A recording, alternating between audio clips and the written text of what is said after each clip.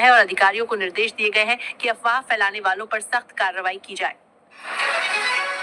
भारत की समुद्री सुरक्षा को अब नई ताकत मिल गई है। देश में पहली बार पोर्ट ऑफ रिफ्यूज सिस्टम शुरू किया गया है, जिससे समुद्र में फंसे जहाजों को सुरक्षित जगह मिल सकेगी। लंबी तटरेखा और व्यस्त समुद्री मार्गों को देखते हुए यह कदम काफी अहम माना जा रहा है और इससे बड़े हादसों को रोकने में मदद मिलेगी।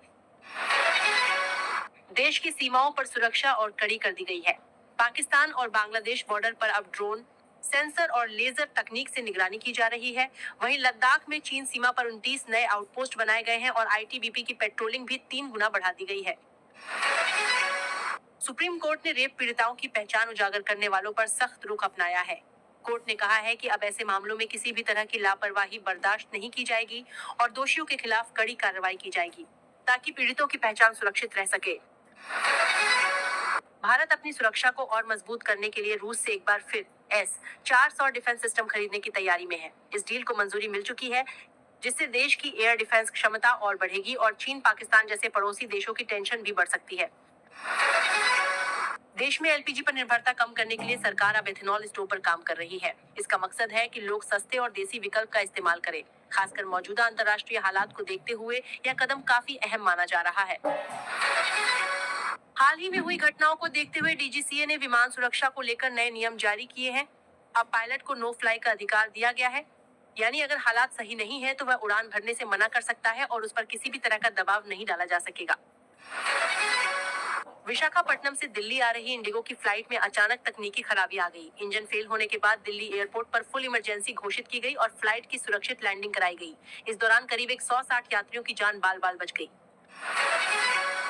आईपीएल 2026 से पहले चेन्नई सुपर किंग्स को बड़ा झटका लगा है। टीम के कप्तान महेंद्र सिंह धोनी मांसपेशियों में खिंचाव के कारण 2 हफ्तों के लिए बाहर हो गए हैं। टीम ने आधिकारिक बयान जारी कर इसकी पुष्टि की है, जिससे फैंस थोड़े निराश जरूर हैं। छत्तीसगढ़ से एक बड़ी खबर सामने आई है, जहां नक्सलवाद अब लगभग खत्म होने की कगार पर है। बस्तर के करीब 1000 गांवों में 96% इलाका नक्सल मुक्त हो चुका है। दंतेवाड़ा से पहला पुलिस कैंप भी हटा लिया गया है, जो सुरक्षा के लिहाज से एक बड़ा बदलाव माना जा रहा है। बिहार के सीमांचल इलाके में अवैध अतिक्रमण के खिलाफ बड़ा अभियान चलाया गया है। प्रशासन ने बॉर्डर के पास 500 मीटर तक बुलडोजर कार्रवाई करते हुए करीब 20 घरों को तोड़ दिया और 9 मेंस लैंड को खाली कराया। रूस ने बड़ा फैसला लेते हुए 1 अप्रैल से 31 जुलाई तक पेट्रोल के निर्यात पर रोक लगा दी है। इसका असर दुनिया के कई देशों पर पड़ सकता है, खासकर चीन, तुर्की और ब्राजील पर। हालांकि भारत पर इसका असर कम रहने की उम्मीद जताई जा रही है। अमेरिकी राष्ट्रपति डोनाल्ड ट्रंप ने एक बड़ा बयान देते हुए कहा है कि क्यूबा पर कब्जा करने के लिए सेना का इस्तेमाल किया जा सकता है। उन्होंने पहले भी इस तरह की बात कही थी, जिससे अंतर्राष्ट्रीय राजनीति में हलचल तेज हो गई है। पाकिस्तान को लेकर अमेरिकी रिपोर्ट में बड़ा खुलासा हुआ है। रिपोर्ट के अनुसार आज भी पाकिस्तान में कई आतंकी संगठन सक्रिय हैं, जो भारत के खिलाफ साजिशें रच रहे हैं। इससे एक बार फिर पाकिस्तान की भूमिका पर सवाल खड़े हो गए हैं। पश्चिम बंगाल की राजनीति में बयानबाजी तेज हो गई है। मुख्यमंत्री ममता बनर्जी ने चुनाव आयोग और बीजेपी पर निशाना साधते हुए कहा कि एक खास समुदाय को टारगेट किया जा रहा है। उन्होंने इसे लोकतंत्र के लिए खतरनाक बताया है। असम चुनाव को लेकर भी माहौल गर्म है। मुख्यमंत्री हिमंत बिस्वा शर्मा ने तीखा बयान देते हुए कहा कि अगर बीजेपी फिर से सत्ता में आई तो घुसपैठियों पर सख्त कार्रवाई की जाएगी। इस बयान के बाद सियासत और तेज हो गई है।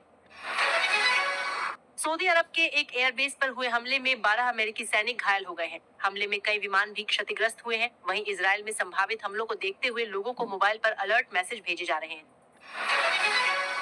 डीजीसीए के नए नियमों के बीच एक और घटना सामने आई है, जहां खराब मौसम के कारण केंद्रीय गृह मंत्री अमित शाह की फ्लाइट करीब 2 घंटे लेट हो गई। विमान को काफी देर तक हवा में चक्कर लगाना पड़ा, जिसके बाद सुरक्षित लैंडिंग कराई गई। उत्तर प्रदेश के मैनपुरी से हैरान करने वाला मामला सामने आया है। एक महिला के बैंक खाते में अचानक 9.99 करोड़ आ गए, जब उसने एटीएम से बैलेंस चेक